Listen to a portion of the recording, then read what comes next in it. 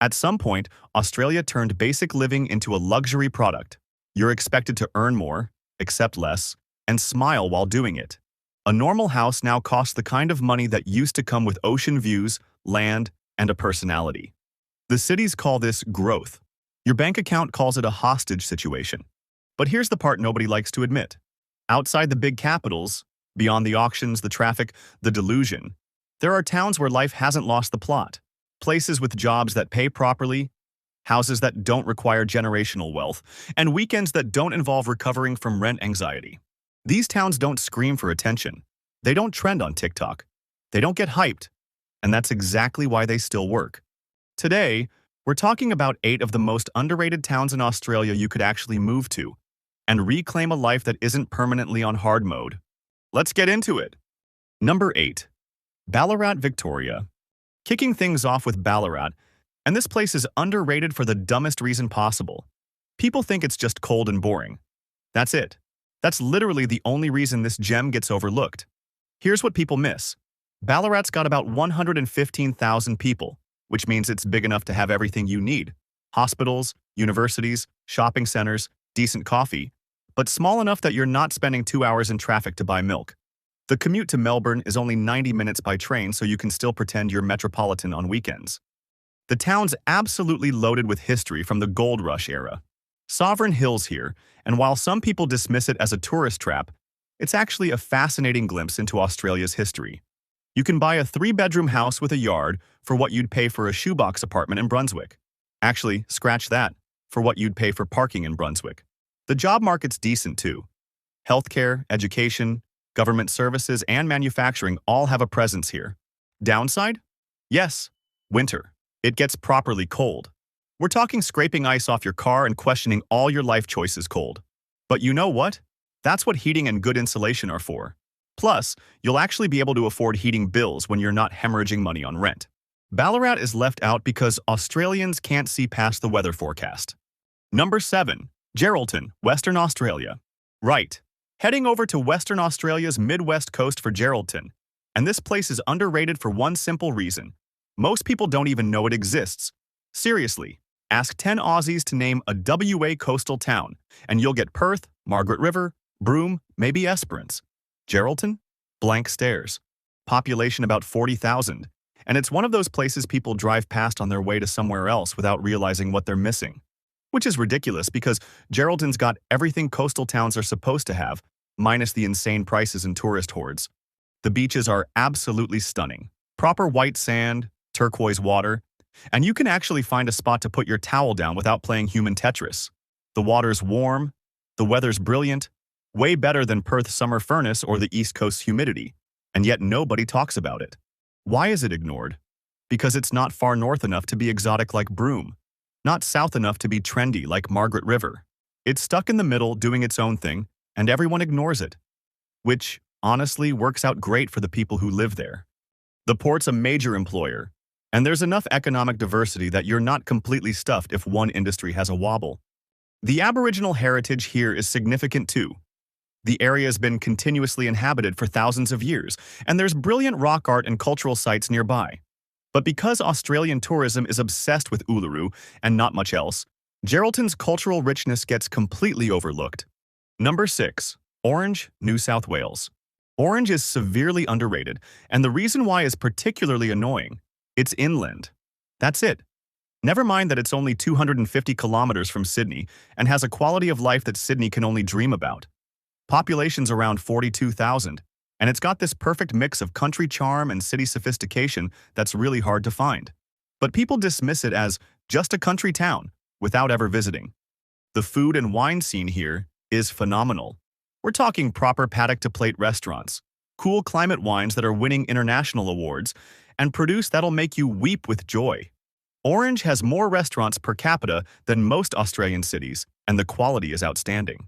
The coffee's excellent, which for regional Australia is basically a miracle. Multiple specialty roasters, cafes that wouldn't be out of place in inner-city Melbourne, and a food culture that rivals anywhere in the country. Housing's still affordable compared to Sydney. You can get a proper house with a garden for what you'd pay for a one-bedder in Parramatta. The surrounding area is gorgeous. rolling hills, orchards, vineyards, and Mount Canabolas for the outdoorsy types. The autumn colors here are spectacular. The only thing missing is the ocean, and honestly, if that's your deal breaker, you're missing the point of life. Number 5. Albury-Wodonga, New South Wales, and Victoria. Technically 2 towns, but they're basically joined at the hip, separated only by the Murray River and an ancient rivalry about which state's better. Spoiler, they're both fine, stop arguing. Combined populations about 95,000, and this is one of Australia's larger regional centres, which means you get all the services and amenities you'd expect. Major hospitals, universities, shopping centres, actual job opportunities, without the metropolitan madness. So why is Albury-Wodonga underrated? Because it's stuck in no man's land. It's not close enough to Melbourne, Sydney, or Canberra to be a satellite city. But it's also too big to be a quaint country town. It's caught in this identity crisis that makes people overlook it entirely. Which is absurd, because that in-between status is exactly what makes it brilliant. Employment here is genuinely diverse. Manufacturing, healthcare, education, retail, agriculture, and defense all have a presence. There's proper industry here, not just tourism and hospitality. You can build an actual career. Housing is affordable, massively so compared to capital cities. You can get a proper family home with a yard for reasonable money. The Murray River's obviously the big attraction. Water sports, fishing, beautiful spots for picnics without fighting for space with 8,000 other people. The surrounding wine region's excellent too. Here's another reason it's left out: the state border. People get weirdly hung up about living on a border. Which state am I in? What about school zones? What about this? What about that? It's a river, not the Berlin Wall. Relax. The border actually gives you options and flexibility, but people see it as a complication rather than a benefit. Number 4. Gladstone, Queensland. Now, Gladstone's not going to win any beauty contests. It's an industrial port city on Queensland's central coast. But this is exactly why it's underrated, and it's the most frustrating entry on this list. People hear industrial city and immediately write it off. Oh, it must be ugly. It must be polluted. It must be depressing. And they never give it a chance, which is their loss because Gladstone has something most Australian towns don't: actual jobs with actual pay. Population's about 65,000, and the economy here is powered by the port, alumina refinery, power station, and various other industries. Which sounds grim to people whose only experience of industry is driving past factories on the M4. But it means employment opportunities are everywhere, and the pay's significantly better than most regional areas. We're talking proper wages, not underpaid hospitality jobs or casual retail gigs. Mining and industry pay well, and Gladstone's economy reflects that. But because middle class have this romantic notion that work should be creative or meaningful, rather than, well-paid and stable, they dismiss industrial towns entirely. The cost of living is reasonable, housing's affordable, and because the work pays well, you can actually save money. You could live here for a few years, stack cash, and then move somewhere prettier if you want. Or you might find you actually like it and stay. The town's got good schools, a hospital, a university campus, and pretty much everything you need. The Capricorn Coast beaches are nearby, and they're stunning. But Gladstone's cursed with being that industrial town, so people never look past the smokestacks. Would you rather struggle financially in a pretty town than thrive in one that's functional but industrial? Let me know in the comments below. Number 3. Warrnambool, Victoria. Warrnambool sits on Victoria's southwest coast, population about 35,000, and it's underrated for the most baffling reason. It's not the Great Ocean Road's main attraction. It's near the 12 Apostles, but not right there, so people drive past it to get to Port Campbell, snap some photos, and leave. They completely miss that Warrnambool's actually the best place to live in the entire region.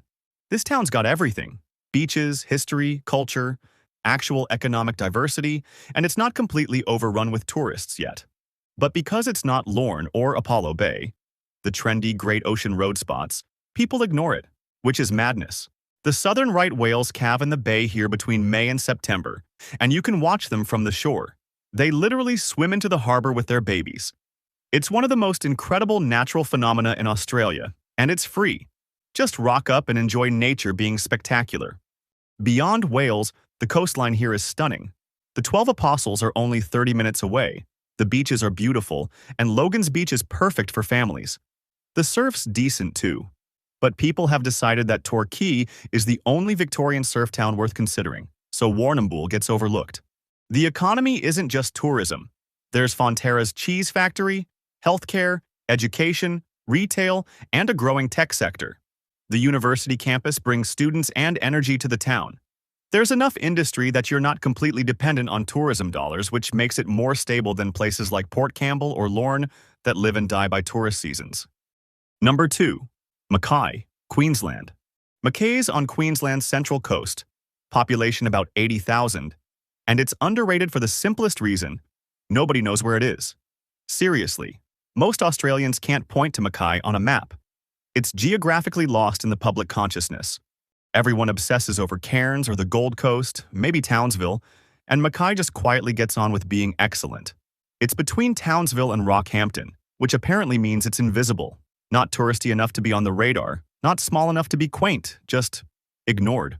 The economy here is powered by sugar, mining, and the port, which means there's genuine employment with decent pay. The mining boom's had its ups and downs, but the economic base is diverse enough to weather volatility better than single industry towns. But people hear mining town and immediately think Karratha or Newman, remote, expensive, temporary. Mackay's none of those things, but the association kills it. Here's what makes Mackay genuinely overlooked.